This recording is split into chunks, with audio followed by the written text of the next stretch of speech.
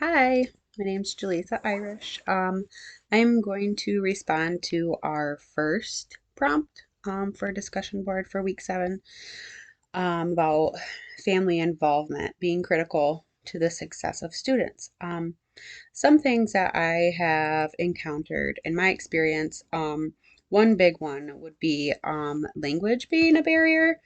Um, I know I'm not bilingual personally, so if you know some Spanish, that's helpful. I know a very tiny bit, but something that I have put in place before is to use Google Translate. And then if anyone is bilingual in the building, I would kind of have them proofread it and say, "Hey, is this accurate? Does this look okay to send home?"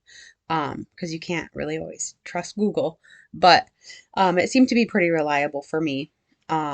And then some other things that I've encountered, I have actually experienced a parent who had like kind of a traumatic um, experience at a different school.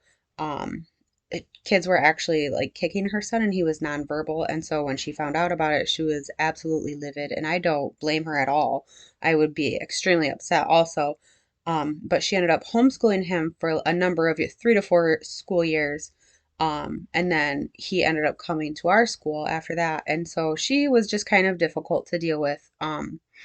And I really commended my principal because she had just a way of communicating with her, and just, reiterating the expectations and, saying how she understands where she's coming from. And she totally, just sympathized with her. And she was really, really great. Um, but it did turn out that she had, um, there was an issue where him and another student had gone back and forth. And so she had pulled him out of school altogether, but was demanding things of the school that would be required if he was in attendance. But yeah, so he ended up being out of school for over 2 months, but she was still demanding the work and stuff. And so, I mean, that's just where it's important to know protocols, and um, that's kind of something that admin deals with for the most part. But, I just would provide the work, and whatever I had for him, I would give to her, and I would give to our secretary to give to her. But I was just always tried to remain pleasant and with a positive attitude, and always keep what is best for the student in mind when communicating uh, anytime, all the time. Um, and just make sure that that's your number one priority, what's best for the student. Um, and another thing that I kind of wanted to talk about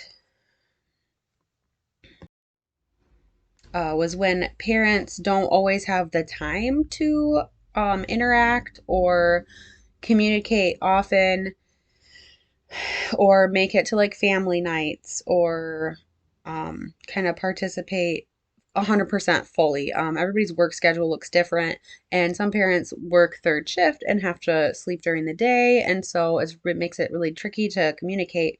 Um, but I think making sure that you, as an educator, you make note of the family's preferred method of communication, whether it be email or texting or paper, going home, whatever type of communication they prefer, and try to stick with that for the most part. I have found that texting kind of is a good form of communication, but except when it's kind of a lengthy message, then email gets to be more useful.